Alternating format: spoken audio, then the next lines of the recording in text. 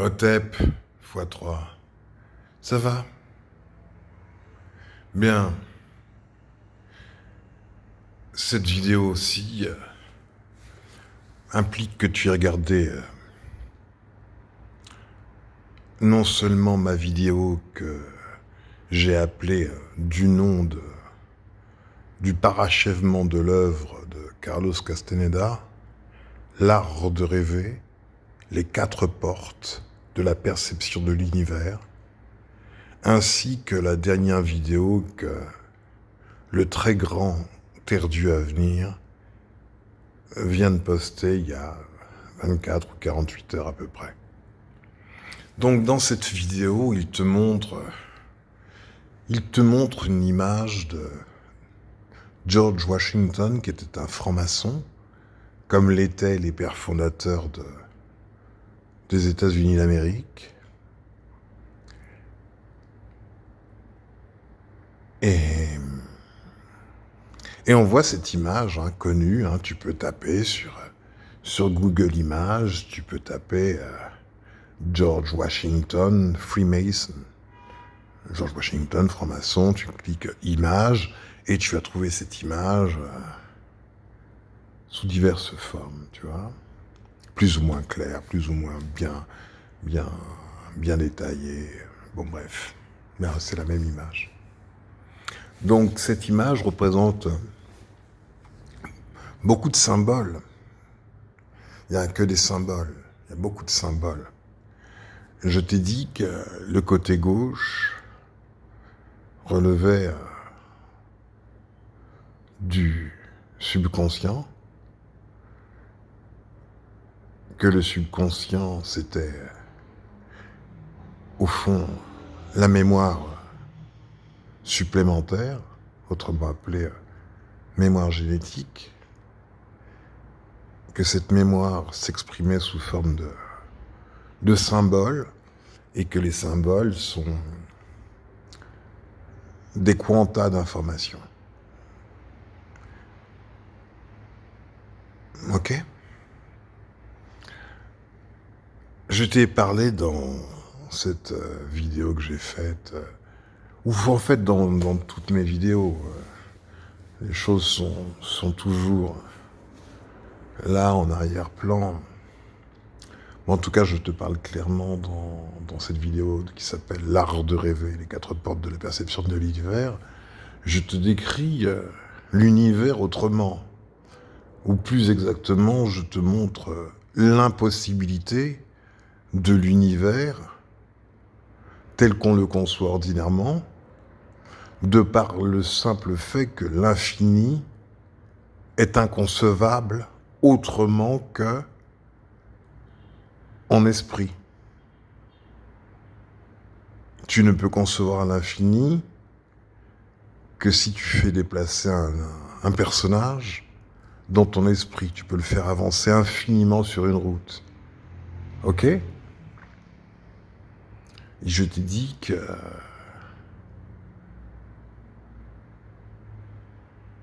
il n'était pas impossible, il pouvait ne pas être impossible que ce personnage que tu fais naître dans ton esprit, toi-même, pourquoi pas d'ailleurs, c'est souvent toi-même, puisque ceux qui se déplacent, c'est ton point d'observation, on va dire. Il n'est pas impossible, ou il ne serait pas impossible, qu'il soit si accéléré lors de son déplacement qu'il dépasse la vitesse de propagation de l'infini. L'infini étant la route qui se dessine devant ton personnage que tu fais avancer, et cette route, elle est toujours devant lui. Elle se déplace toujours plus vite que lui. Donc, quand tu fais marcher un personnage ou courir, ou qu'importe, dans ton esprit, dans une direction, l'environnement est toujours plus rapide que lui. Donc, finalement, toujours plus rapide que toi. Mais si c'est dans ton esprit, le personnage ou l'environnement, t'en as le contrôle au fond. Ok? Et on en revient donc à ma description du rêve éveillé, où je te dis qu'il y a plusieurs niveaux, plusieurs états qui se superposent. Tu as le rêveur qui est en train de dormir, la personne qui est couchée, toi ordinairement on va dire, hein, toi qui vas te coucher, ce que tu estimes être toi en fait pour être plus exact. Hein. Donc tu vas te coucher et tu t'endors, tu es le rêveur. Passé le sommeil paradoxal, tu nais de nouveau. Tu nais dans un autre référentiel, un autre monde, qui est ton rêve, le rêve dans lequel tu te trouves. Et ce rêve, il, il a des lois, les lois du rêve. Et tu es transporté ordinairement dans ce monde onirique, et tu es le sujet des lois. Comme ici, tu es le sujet des lois, et non pas le souverain des lois. Tu es le sujet des lois. Et je t'ai dit qu'il était tout à fait possible de se réveiller dans son rêve pour faire ce qu'on appelle un rêve éveillé ou un rêve lucide. C'est-à-dire que l'ensemble des matériaux qui te permettent d'être conscient dans ton éveil ordinaire s'active, et auquel cas, tu reconnais que tu es dans un environnement de rêve et tu en prends le contrôle. Là, tu sais que le rêvé, celui que tu es lorsque tu rêves, et le rêve, qu'on peut aussi appeler le rêvant, qui est l'environnement, l'un comme l'autre, tu en es le souverain, puisque tu es également le rêveur par qui l'un et l'autre sont. Ok ? J'espère que c'est pas trop confus, mais en fait tu récapituleras dans ton esprit. Vraiment là, ça commence à être important les choses. Et vraiment, il faut que tu réécoutes plusieurs fois la vidéo de Terre Dieu à venir. Vraiment, ce que je te dis, ce qu'il te dit, les deux se combinent parfaitement. Parfaitement et au bon moment. Bien. Ok ? Terre Dieu à venir te parle d'un livre apocryphe.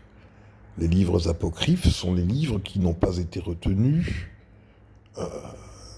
lors de l'élaboration de la Bible. Tout simplement parce que les Bibles, en fait, hein, dès lors qu'il y a plusieurs versions, on peut dire sont des recueils de textes qu'on a assemblés pour former une révélation, une religion même. Mais puisque ceux qui ont assemblé ces textes ne sont pas légitimes, ils manipulent par ces textes. Et ils en ont besoin quoi qu'il en soit. Ok ? Donc, selon la direction qu'ils veulent donner, ils sont obligés de faire des remises à jour. Donc, ils ont commencé avec l'empereur Constantin, même avant avec l'Ancien Testament. Mais le Nouveau Testament, qui est la somme de l'Ancien et de l'élaboration du Nouveau, il y a eu plusieurs versions, plein de versions, qui étaient des sommes de textes épars. Donc, on retient certains textes et on en écarte d'autres, et puis après on fait un concile, c'est-à-dire une grosse réunion, pour dire les mecs, ça va pas là, faut qu'on révise notre copie, donc on se remet au travail, on se remonte les manches et on fait une version différente pour aller assurément là où on veut aller. C'est ça un concile, d'accord ? Donc ce n'est pas une vérité, puisqu'il faut réécrire les choses. Donc, à partir d'éléments vrais, on construit un mensonge. Je te l'avais dit, hein, dans je ne sais quelle vidéo, où le mensonge n'existe pas, n'a pas de matérialité. Donc le mensonge est toujours la vérité présentée autrement. Mais les objets qui composent le mensonge doivent être nécessairement réels, donc vrais. Donc celui qui n'a que le mensonge n'a pas grand-chose. Et le pire, c'est qu'il est obligé d'aller chercher les matériaux constitutifs de son mensonge, à savoir des objets de vérité. Donc lorsqu'il ment par la vérité, ce qui le met en danger. Tu comprends? Dans son mensonge. En tout cas, si tu contemples l'image que je te montre là, que tu regardes, c'est l'image centrale. Hein, j'ai zoomé dessus. C'est le fameux Enoch. Je crois que c'est l'arrière-grand-père de Noé. Donc Enoch, tu sais qu'il a été enlevé et il a fait un voyage enlevé par des extraterrestres, les extranéens, les anges déchus, fallen angels. Ok?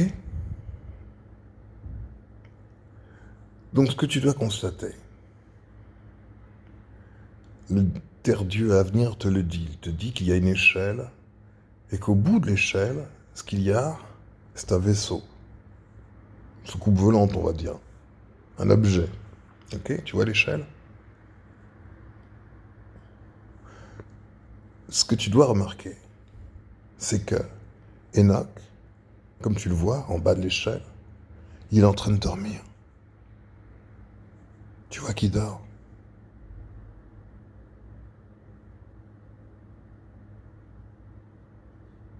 Tu vois, il dort. Et en dormant, naît l'échelle. Tu vois? L'échelle représente ce qui fait le pont entre les plans de conscience.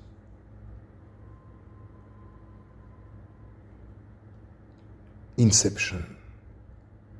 C'est ce que tu es en train de regarder.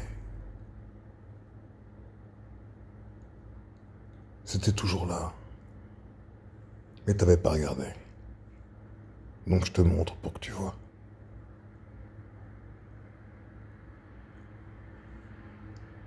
Je te laisserai compter le nombre de barreaux qu'il y a à cette échelle. L'univers, comme je te le disais dans ma vidéo, l'art de rêver, les 4 portes de la perception de l'univers, ne peut pas être tel qu'on le conçoit. Il ne peut y avoir ni de temps ni d'espace, ou plus exactement, ils sont compressibles pour être réduits à strictement rien. Et ce qu'il y a quand il n'y a plus rien, en termes de temps et d'espace, c'est l'esprit. Tu vois, Terre-Dieu à venir dans sa vidéo, il dit que les extranéens attendent ou voudraient, je ne sais quoi, que les hommes comprennent ce qu'est l'univers. Donc ça veut dire que nous ne l'avons pas compris selon les données communément admises. Tu comprends? Je suis en République Dominicaine et j'ai fait 2 petites vidéos. Je t'ai montré les choses. Et tu vois, il faut que tu regardes la concordance des temps. J'étais dans un endroit spécifique. Il faut que tu prennes les choses au niveau symbolique pour commencer à comprendre. Je t'ai dit que j'étais ce jour-là. Il faut que tu regardes les dates. Terre-Dieu à venir n'avait pas encore mis sa vidéo en ligne.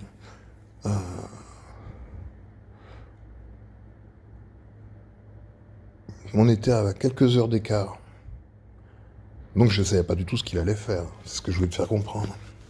Mais ça n'a aucune espèce d'importance. Dans un monde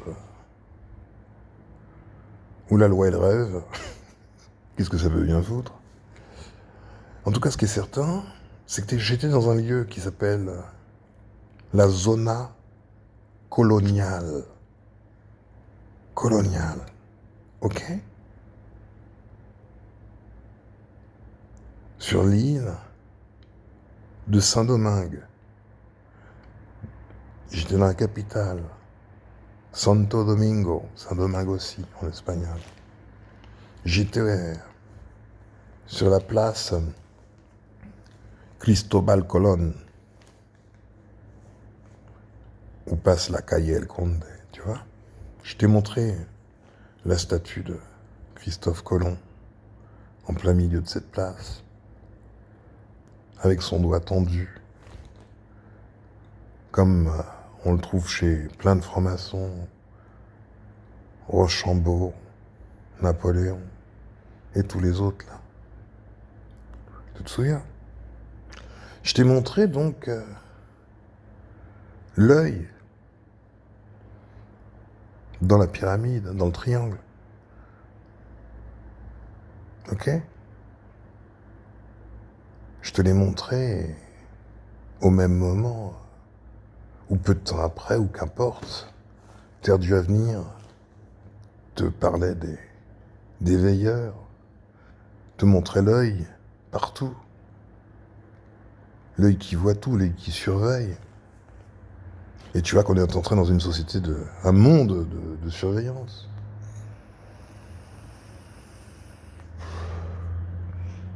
La question, c'est pourquoi est-ce qu'il faut tant surveiller que ça?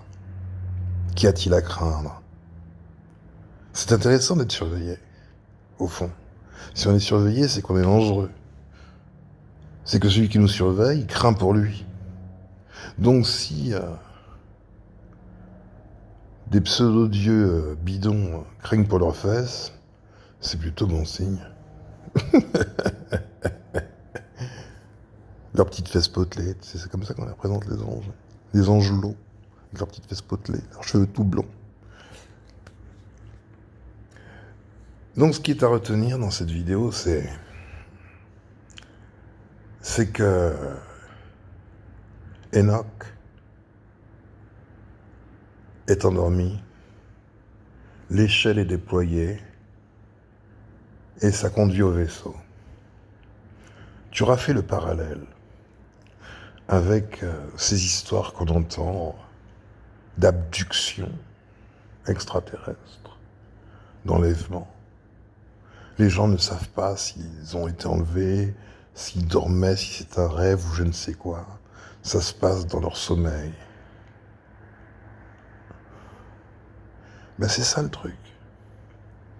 C'est une fracture, tu vois. Tu crois que le réel, tu tiens que à ce que le réel soit une prison. Tu vois? Quand tu rêves, les lois sont différentes, on est d'accord? Je te l'ai dit. Tu peux te retrouver instantanément n'importe où. Les situations ne sont pas induites par la causalité. Et au fond, si tu regardes bien les choses, les lois du rêve ne sont rien de plus que les lois de la physique quantique, n'est-ce pas? Et le fond du monde est énergie. Tout est énergie. Donc en fait, tout est quantique. Alors les lois véritables sont les lois du rêve. Mais c'est difficile de l'accepter, tu vois. Très difficile de te dire... Tu viendrais fou si tu fermes les yeux, tu les ouvres et tu te retrouves, je sais pas, t'es au Japon, quoi. Je sais pas ce que tu fous là. tu l'accepterais pas. Tu vois? On a besoin de cet enclos pour que le réel soit réel. Il faut qu'il soit limité, limitatif et limité, tu vois? Il faut que l'infini soit fini.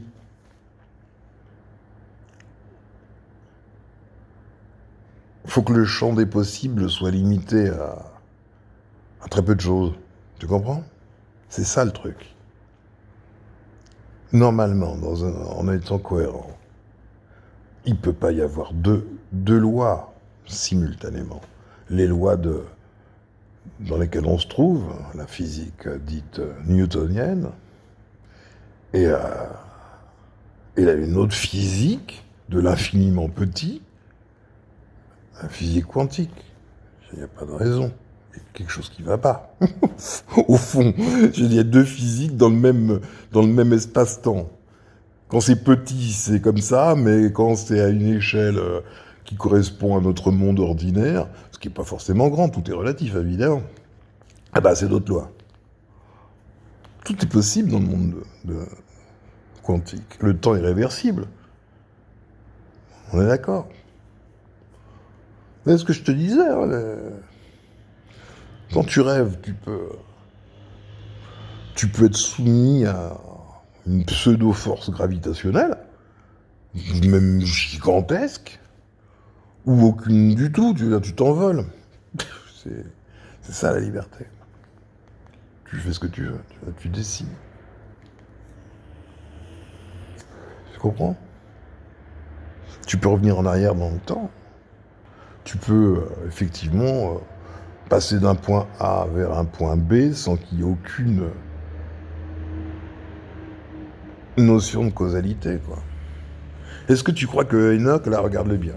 Est-ce que tu crois que pour aller du sol où il est couché sur je ne sais quel caillou, qu'est-ce qu'il a devant lui, là? On sait pas trop ce qu'il a. Il semble avoir une bourse ou je sais pas quoi, là. Il faudrait bien ouvrir ce qu'il a, hein, pour savoir ce qu'il y a à l'intérieur. Peut-être qu'il a mangé quelque chose, peut-être qu'à l'intérieur, il y a de la galantamine, va savoir. Mais en tout cas, ce qui est certain, c'est que on voit clairement comment est-ce qu'il rejoint le vaisseau, quoi. C'est en dormant. Le livre d'Enoch, ça date pas d'hier. Hein. Et pourtant, quand on analyse correctement, tu vois qu'on retrouve les mêmes histoires que celles d'aujourd'hui, et même du futur possible, la science-fiction. Des histoires d'extraterrestres, d'abduction, d'expériences génétiques, des êtres avec des grands yeux. Bizarre.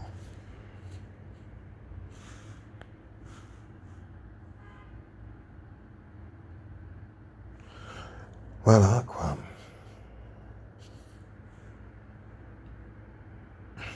Bon, je vais te laisser méditer. Ah, je te tiens quand même informé. Tu sais, les gens, ils ont fermé tout ce qui existe en République dominicaine presque. Hein. C'est chiant. À cause de Fiona. Alors qu'il n'y a rien. Enfin, il n'y a pas aussi. Bah, il y a des trucs. Mais là où je suis, il n'y a rien. Je te l'ai dit. Hein. Fiona a peur de moi. Mais en attendant, tu vois, c'est juste. Avant, je me commandais des pizzas.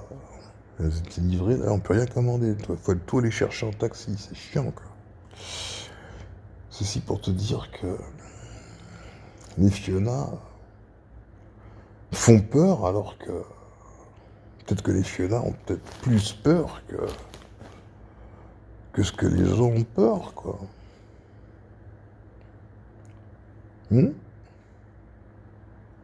Comprends? Prends soin de toi.